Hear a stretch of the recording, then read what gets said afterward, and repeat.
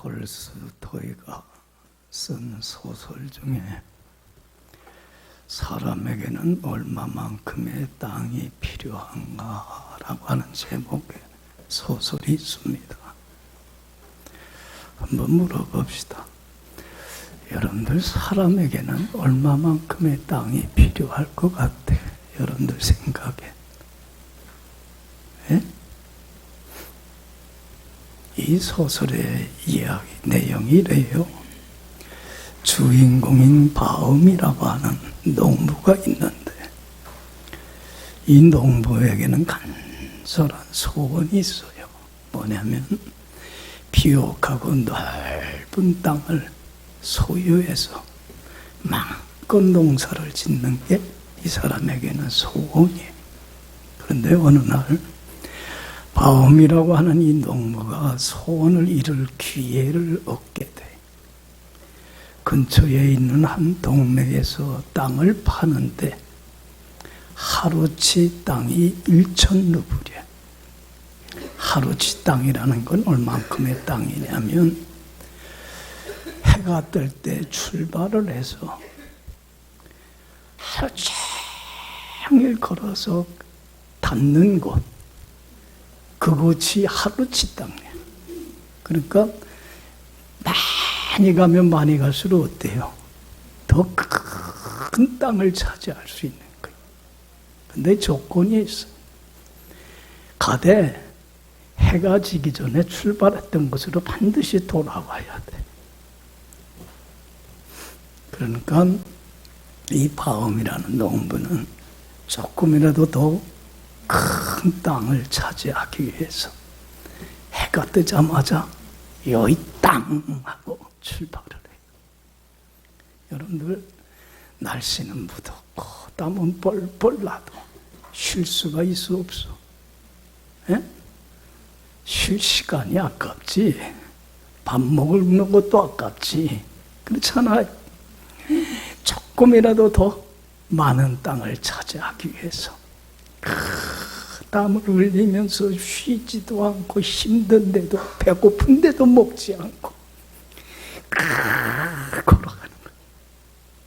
마침내 해가 질 때쯤에 다시 출발했던 곳으로 돌아오게 됐어요.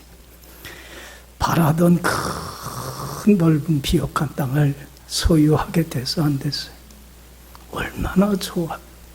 그런데 그 꿈이 이루어지는 순간 바움이라는 이 농부는 너무 무리했던 거야. 그날 과로를 해서 피를 토하고 그 자리에서 죽고 말아요. 동네 사람들은 그를 불쌍히 여기면서 1.5평의 땅을 파서는 거기에 그 사람의 시신을 안치시키는 장례식을 치르게 돼요. 그러면서 묻는 질문이 그거예요. 사람에게는 얼마만큼의 땅이 필요한가? 얼마만큼의 땅이 필요해? 에? 여러분들 1.5평의 땅도 이제는 필요하지 않아. 장례 문화가 우리나라에 많이 바뀌었어요. 그래서 지금은 매장 문화가 아니에요. 다 거의 화장을 해요. 저는 화장 들어가면 시신을 화장하는데 한 2시간 걸려요. 끝나면 가족들 오라고 그래요. 화장 끝나면 얼마만큼 남을까? 다 없어지고 한 주먹의 죄만 남아. 그러면 그걸 수습을 해갖고는 그 항아리 있잖아요. 육을 모시는 항아리에다 모셔. 그리고는 그걸 육을 한 모시는 거기에다가 모시는데 그거 1.5평도 아니야. 쬐끔해. 그거면 족한 게 인생이야. 사람은 누구나 아무것도 가진 것 없이 빈손으로 왔다가 갈 때도 어떻게 돼요? 아무것도 가진 것 없이 그냥 빈손으로 가게 돼. 그런데 사람들은 이걸 모르고 바움과 같아. 여러분들 바움이 왜 그렇게 불행하게 삶을 마감했어요? 무엇이 그의 삶을 그렇게 불행하게 만든 이유가 뭐예요? 욕심이에요. 이 탐심이라고 하는 게 그렇게 불행한 삶을 살게 했고 불행하게 삶을 마감하게 만든 거예요. 여러분들, 이건 바흠의 얘기만이 아니야.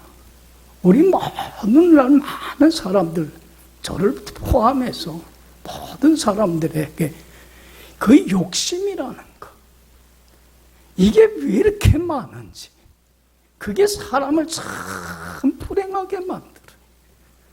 삶의 만족을, 기쁨을, 행복을 다 빼앗아가 버리고 말아요, 욕심은. 그리고 평생을 목마름과 갈증 속에서 만족함을 잃어버리고 불행하게 살면서 자신도 불행하고 누구도 불행하게, 다른 사람도 불행하게 하면서 참으로 인생을 비참하게 만드는 게 뭐예요? 욕심이라고 합니다. 특별히 재물에 대한 욕심이, 돈에 대한 욕심이 사람들을 얼마나 비참한 데로 끌고 가는지 몰라요. 그래서 여러분들 디모데전서 6장 10절에 그래요. 돈을 사랑함이 무엇의 뿌리가 돼요? 일만하게, 모든 악의 뿌리, 시작점, 출발점이 되나니. 이 돈을 사모하는 사람들이 종국에는 믿음에서 떠나 많은 근심, 걱정, 염려로 자기를 스스로 찌르며 불행하게 하더라는 거예요. 여러분들 봐요. 사람들이 하나님 앞에 경건한 삶 살지 못하는 가장 큰 이유가 뭐에 대한 욕심이에요? 돈에 대한 욕심이야. 그게 뭐 그렇게 행복을 주는지. 그것 때문에 여러분들 하나님 앞에 바로 살지를 못해. 불순종하며 살게 돼. 그래서 믿음을 떠나 믿음을 잃어버리고 주님 안에 굳건히 살지 못함으로 말미암아 죄는 하나님과 뭘 가져와요?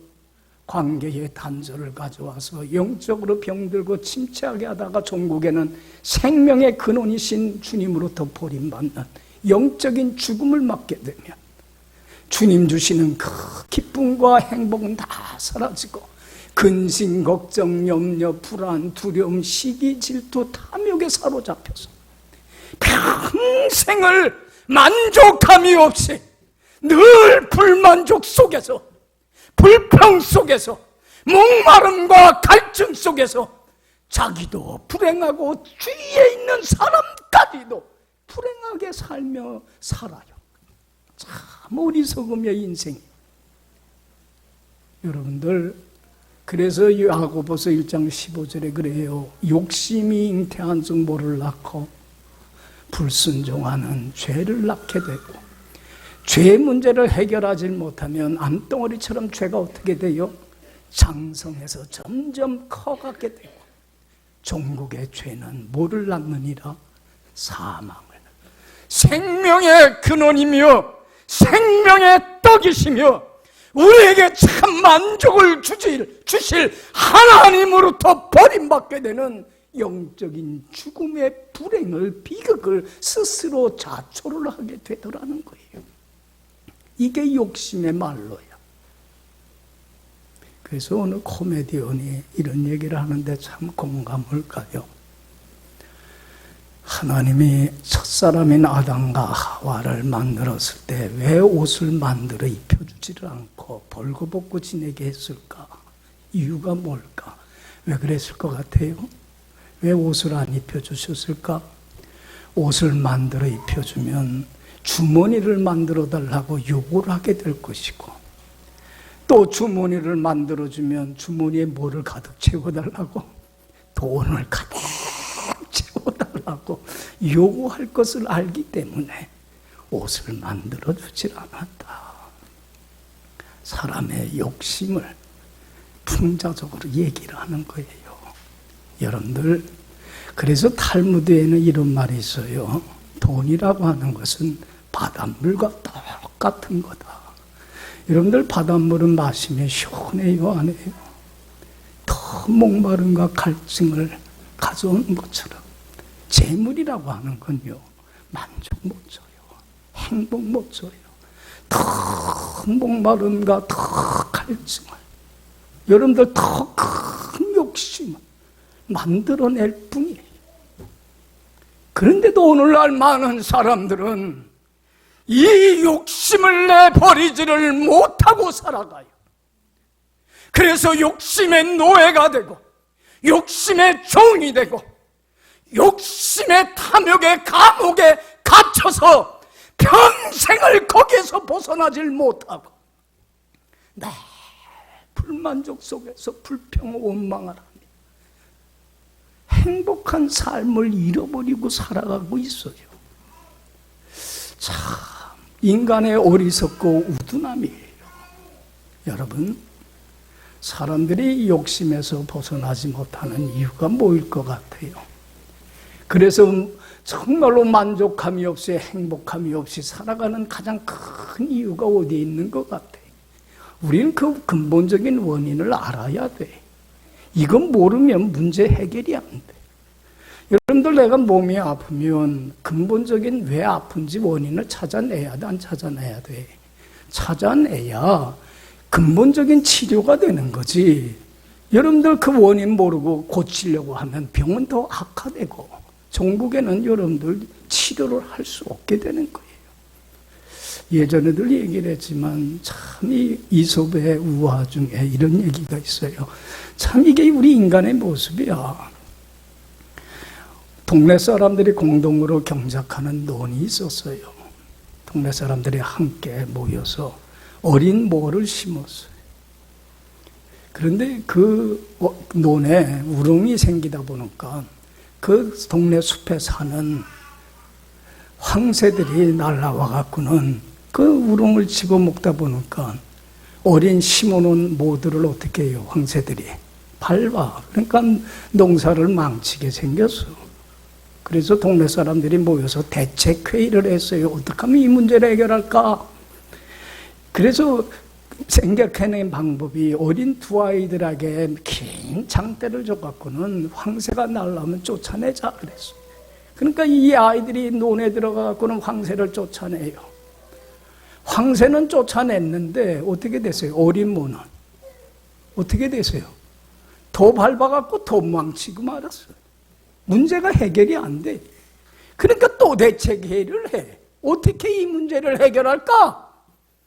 그래갖고는 이제는 어린아이들의 발이 닿지 않도록 널판지 위에 올라가게 하자. 그리고는 장정 두 사람이 널판지를 메고 그 황새를 쫓아내게 하자. 그래서 그러니까 또 어린아이들의 발은 닿지는 않지만 문제가 해결이 돼요, 안 돼요? 어른들 두 장정이 짓밟아대니까 어린 모를 더 망쳐버리고 말았어. 또 대책회의를 해요. 그럼 어떻게 하면 이 문제 해결할까? 그러면 그 장정들 두 사람이 발이 닿지 않도록 널판지 위에 있게 하자. 그리고 장정 4명이서 매자 그랬어. 그래갖고 장정 4시 매고 또 논에 들어갔어요. 어떻게 됐어요? 문제가 해결이 돼요? 4명이 어린 모를 짓밟아 버리니까 더 망치게 됐다는 얘기예요.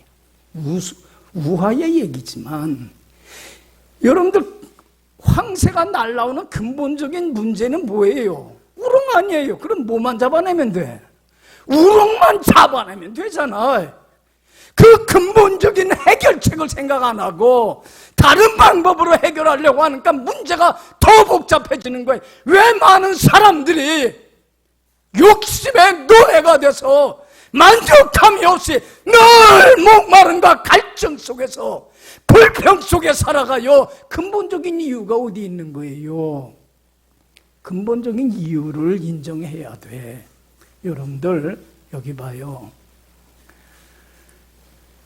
우리에게 참 만족을 주는, 결코 줄이거나 목마르지 아니하게 하는, 참 영원히 썩지 아니하는 영원한 생명의 물이요 생명의 떡이요, 참 만족을 주는 분은 누구밖에 없어요? 하나님밖에 없어. 할렐루야. 믿어요? 하나님만이 썩지 아니하고 시들지 아니하는 영원한 생명의 근원이 되시고, 우리에게 결코 줄이거나 목마르지 아니하고 참 만족과 행복을 주시는 생명의 떡이 되시는 유일한 분은 하나님이에요. 여러분, 세상의 모든 것은 썩어 없어질 양식들이에요. 이런 것들은 우리에게 참 만족을 줄까 못 줄까? 못 줘요. 여러분들, 세상에 그 어느 누구도 어느 것도 우리에게 참 만족을, 행복을 주지 못해요. 누구만이 주셔요? 생명의 근원이신 하나님만이 주셔요. 영원한 생명의 떡이시고 양식이신 주님만이 주시는 거예요. 믿습니까? 주님 품 떠나서는, 주님을 잃어버리고서는 절대로 욕심에서 벗어나지 못하고 만족함을 누리질 못하고 불행한 인생이 살아갈 수밖에 없어요. 이거 인정해야만 돼요. 그런데 사람들은 그걸 인정을 안 해요. 그리고는 썩을 양식 다른 곳에서 행복을 찾아보려고 그래요. 더 많은 것을 얻어야 행복이 찾아올 줄 아는 착각과 미련함 속에서 근본적인 문제를 해결하지 못하고 더 불행의 나락으로 끌어가고 있는 게 우리 인생이에요. 인생이 참 어리석어. 여러분들 가운데도 아직도 이런 어리석음을 벗어내지 못한 분들이 있어요. 여러분들, 이 솔로몬은 참 행운아야. 왕자로 태어나갖고 왕궁에서 참 안락한 삶을 살았어요. 그리고는 아버지 다윗이 죽자 아버지 뒤를 이어서 어느 자리에 올랐어요? 왕의 자리까지 올랐어요. 여러분들, 최고의 자리로 올라간 거예요. 개인이 올라갈 수 있는. 왕은 자기가 하고 싶은 건 마음대로 다 할 수 있는 그런 큰 권세를 지니고 있는 자리예요. 이런 솔로몬이 한때는 이런 생각을 해요. 생명의 근원이시고 생명의 떡이신 참 만족을 줄 그 하나님 안에서가 아니라 하나님 떠나서, 하나님 없이, 하나님 밖에서 삶의 의미와 보람과 만족과 행복을 찾아보려고 애를 썼어요. 어떤 때는 물질을 추구했어요. 그래서 창고에다가 금은 보화를, 다이아몬드서부터 금은서부터 엄청난 재물을 그 가득 창고에 쌓아놨어요. 그리고는 13년에 걸쳐서 최고의 건축자재를 외국에서 수입을 해요. 백향목을. 그리고는 금과 은으로 화려한 궁전을 몇 년에 걸쳐서 공사해요. 13년에 걸쳐서. 성전은 7년밖에 안 걸렸어요. 13년에 걸쳐서 의리의리한 궁궐을 만들어요. 물질을 추구해요. 이렇게 하면 삶의 만족이 올 줄 알고 행복이 찾아올 줄 알고 찾아와요, 안 찾아와요? 안 찾아오더라는 거예요. 그래서 쾌락을 추구해요. 매일매일 연회를 열고 먹고 마시고 잔치를 베풀며. 여러분들, 솔로몬이 후궁을 몇 명 거느렸냐면, 옛날에 백제왕, 의자왕은 몇 명을 후궁을 거느렸어요? 3,000명을 거느렸는데 솔로몬은 1,000명의 와이프를 뒀어요. 후궁을. 그렇게 쾌락을 추구했어요. 만족이 없어요. 그래서 그는 지식을 추구해요. 내가 알지 못하는 새로운 사실들을 많이 알게 되면 행복이 올 줄 알고, 거기에 삶의 의미가 있고 보람이 있을 줄 알고 지식을 추구하면서 많은 학자들을 불러들여서 배우고 토론하고 또 새로운 사실을 깨달아가요. 지식을 추구하는데 만족이 없어요. 거기서 비로소 깨달아요. 누구 떠나서는 생명의 근원이신 하나님 품 떠나서는 행복이 없구나. 그걸 깨닫고 쓴 게 전도서예요. 전도서 그래서 1장 2절에 그래요. 헛되고 헛되며 헛되고 헛되니 모든 게 헛되도다. 내가 만물의 피곤함을 말로 다 할 수 없나니 눈은 보아도 족함이었고 귀는 들어도 차지 아니하도다. 그 많은 강물이 다 바다로 흘러들어가지만 바다를 채워요, 못 채워요? 채우지를 못하도다. 삶에 참 만족을 주지 못하고 목마름과 갈증만을 더 심하실 뿐이더라.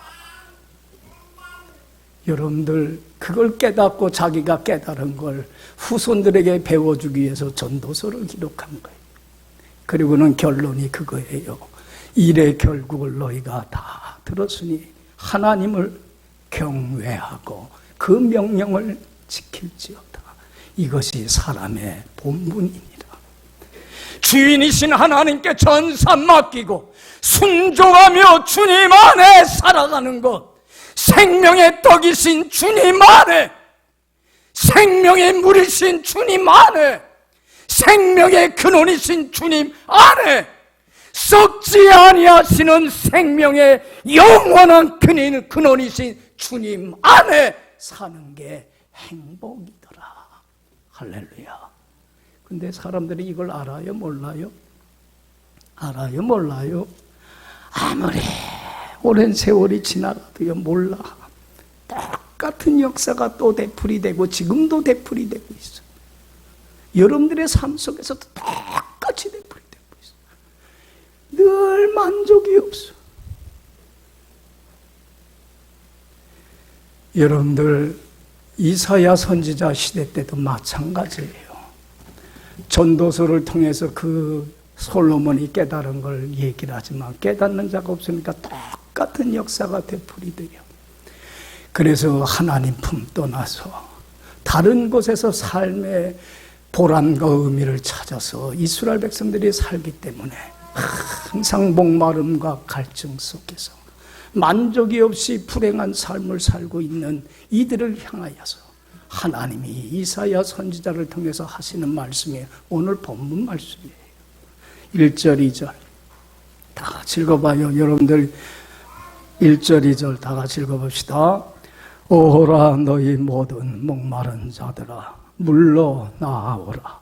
돈 없는 자도 오라. 너희는 와서 사 먹되 돈 없이 값없이 와서 포도주와 젖을 사라. 너희가 어찌하여 양식이 아닌 것을 위하여 은을 달아주며 배부르게 하지 못할 것을 위하여 수고하느냐. 내게 듣고 들을지어다. 그리하면 너희가 좋은 것을 먹을 것이며 너희 자신들이 기름진 것으로 즐거움을 얻으리라. 할렐루야. 믿습니까? 오호라 너희 목마른 자들아. 썩을 양식을 추구하며 거기에서 삶의 만족과 행복을 누리질 못하고 목마름과 갈증 속에서 늘 불만족 속에서 불행한 삶을 살아가고 있는 목마른 자들아, 이제는 내게로 가라. 나오라. 생명의 물을 주는, 생명의 떡을 주는, 참 만족을 주는 내게로 나오라. 내가 너희에게 내게만 나오면 값없이 거저 공짜로 생명의 떡을 내가 너희에게 선물로 주리라. 할렐루야. 너희는 어찌하여 양식 아닌 것을 위하여 은을 달아주며 왜 배부르게 하지 못할 것을 위하여 수고하며 호송세월하며 낭비하며 살고 있느냐. 이제는 그러지 말아라. 내게 듣고 들을지어다. 내 말 듣고 순종하고 따라라. 내 안에 거하라. 그러면 나를 소유해라. 그러면 너희가 즐거움을 얻을 것이고 너희 마음이 기름진 것으로 즐거움을, 좋은 것들이 차고 넘쳐나는 가장 복된 인생을 살게 되리라. 할렐루야. 할렐루야. 이거 인정하세요. 여러분들 아직도 여러분들 썩을 양식들에게서 삶의 행복을, 재물들은 다 없어질 것들이야. 빈손으로 왔다 빈손으로 가는 거야. 그거 사랑해서 그거 쫓느라고 생명의 근원이신 주님 품 떠나서 만족 없이 목마름 속에, 갈증 속에 여러분들 살고 있지는 않아요. 여러분들 이제는 돌아와야 돼요. 근본적인 원인을 인정하고 잘못된 삶 버리고 주님 품으로 돌아와야만 돼요. 그래야 참 행복과 쉼과 안식을 얻을 수 있어요. 믿습니까? 그래서 오늘 하나님이 말씀합니다. 6절, 7절 다 읽어봅시다. 너희는 여호와를 만날 만한 때에 찾으라. 가까이 계실 때에 그를 부르라. 악인은 그의 길을 불의한 자는 그의 생각을 버리고 여호와께로 돌아오라. 그리하면 그가 긍휼히 여기시리라. 우리 하나님께로 돌아오라. 그가 너그럽게 용서하시리라. 여기 봐요. 너희는 이제는 여호와를 만날 만한 때에 하나님을 찾으라. 하나님이 가까이 계실 때에 그를 부르라. 악인은 그 길을 불의한 자는 그 생각을 버리고 여호와께로 주님의 품으로 돌아오라. 그래야면 널리 용서하여 주리라. 여러분, 하나님을 만날 때에, 가까이 계실 때에 찾으세요. 돌이켜야 될 때에 돌이키세요. 돌이킬 때를 놓쳐버리고 말면, 기회를 놓치면 도저히 돌이킬 수가 없습니다. 내가 아직도 목마름 속에 살고 있거들라. 주님 품 떠나서 다른 것에서 삶의 의미와 보람을 찾고 있거들라. 이제는 이 불의한 삶에서 방향을 바꾸고 돌이킬 수 있기를 간절히 축원합니다. 돌이켜야 될 기회는 바로 오늘 지금 이 순간입니다. 이 기회를 놓치면 다시는 안 옵니다. 오늘 이 자리, 이 예배 시간을 통하여서 주님은 나에게 말씀을 하는 거예요. 너가 돌아오라. 이 기회를 놓치지 말아라. 지금이 너에게 주어진 마지막 기회라고 하는 거예요. 기회는 자꾸 오지 않습니다. 이때에 돌이키질 못하면 영원히 돌이키질 못합니다. 그러나 돌아오기만 하면, 주님 품으로 돌아오기만 하면, 그래서 다시 주님의 날개 그늘 아래 주님 안에 거하기만 하면 주님의 어떤 삶을 주시겠다고 약속을 하려면 12절 13절 보면 다 읽어봅시다. 너희는 기쁨으로 나아가며 평안히 인도함을 받을 것이요 산들과 언덕들이 너희 앞에서 노래를 바라고 들의 모든 나무가 손뼉을 칠 것이며 잣나무는 가시나무를 대신하여 나며 화석류는 찔레를 대신하여 날 것이라. 이것이 여호와의 기념이 되며 영영한 표징이 되어 끊어지지 아니하리라. 여기 보세요. 생명의 근원이신 주님 품 안에 다시 거하며 주님의 말씀을 듣고 순종하며 주님과 동행만 하면, 그러면 주님 주시는 기쁨과 평강으로 인하여 기뻐하고 감사하고 찬양할 것이고, 잣나무는 찔로되는 가시나무를 대신하여 아름다운 열매를 맺는 삶으로 바뀌는 기적의 역사가 일어날 것이고, 또한 찔레나무는 뭐를 대신하여 꽃을 피는 아름다운 꽃 피는 화석류로 대신하여 나서 너희들의 삶이 참 복된 인생으로 바뀌는 은혜의 기적의 치유의 역사가 일어나게 되리라. 할렐루야. 할렐루야. 인생이 바뀝니다. 여기 보세요. 예수님이 요한복음 4장에 보면 사마리아에 있는 수가라고 하는 동네를 찾아갑니다. 이 동네에는 욕심의 노예가 되어서 자기도 불행하고 삶의 만족이 없이 목마름과 갈증 속에 살아가는 불쌍한 여인을 찾아간 겁니다. 이 여인은 삶의 만족을 못해요. 결혼 생활에 만족을 못해. 그래서 남편을 몇 번씩이나 바꿨어요. 이혼을 하고 또 결혼하고 이혼하고 결혼하고, 한 남자에게 만족을 못하는가, 욕심의 노예가 되니까 늘 불만족 속에 사는가, 5번씩이나 체인징 파트너를 하고, 지금도 동거하고 있는 남자가 누구냐면 남의 유부남이에요. 자기도 불행하지만 주위 사람들을 얼마나 불행하게 하는 여인입니까? 욕심의 노예가 돼가고. 여러분들, 사람들은 그 여인을 향하여 손가락질하고 비난하고 부도덕한 여인이라고 사람 취급을 안 합니다. 그러니까 이 여인은 12시 가장 뜨거운 시간대에, 사람들이 오지 않는 시간대에 그 동네에는 야곱이 파놓은 우물이 있는데 물길로 옵니다. 그러나 예수님은 그런 여인을 긍휼히 여겨서 찾아갑니다. 그리고 말을 겁니다. 여인아, 나도 나에게 물 한 잔 다오. 그러면서 요한복음 4장 13절 14절에 이 여인에게 이렇게 말씀을 합니다. 이 물을 마시는 자마다 어떡하려니와? 여러분, 세상의 물은, 썩어지는 양식은 다시 목마르게 합니다. 바닷물과 같습니다. 다시 목마르게 하려니와 내가 주는 물은 영생하도록 솟아나는 샘물이 될 것이다. 이 여인은 여러분들 자기의 죄를 회개하고 주님 품으로 돌아옵니다.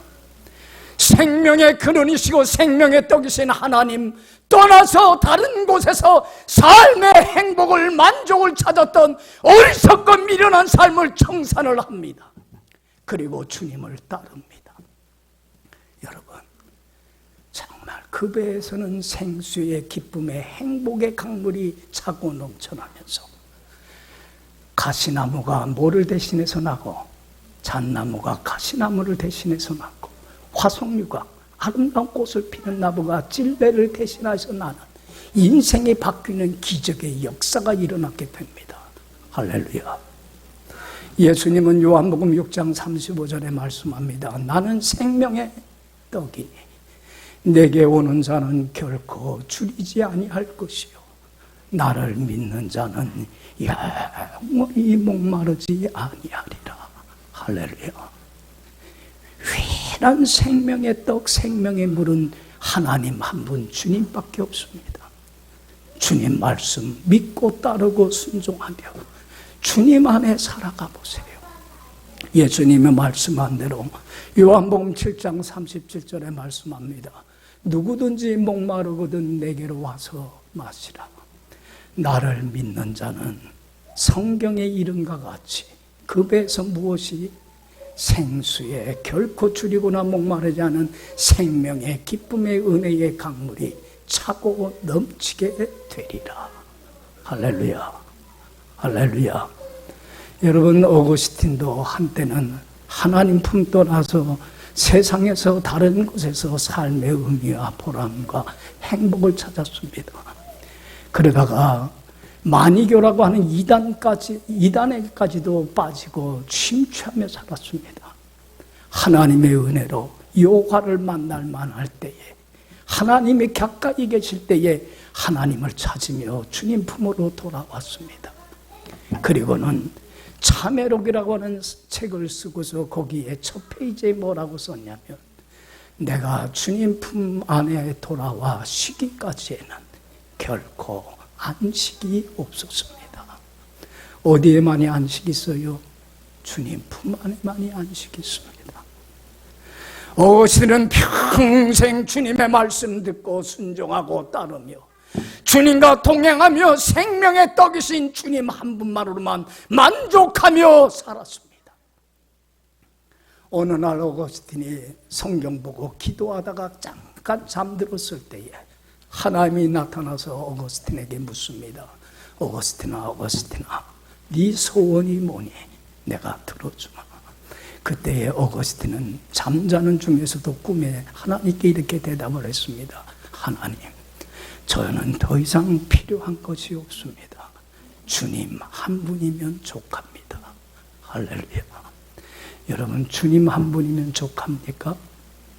아니면은 썩어 없어질 양식을 쫓아서 아직도 참 만족과 행복을 주지 못한 썩을 양식을 위하여 지금도 재물에 대한 욕심 때문에 주님 안에 거하지 못하고 있습니까?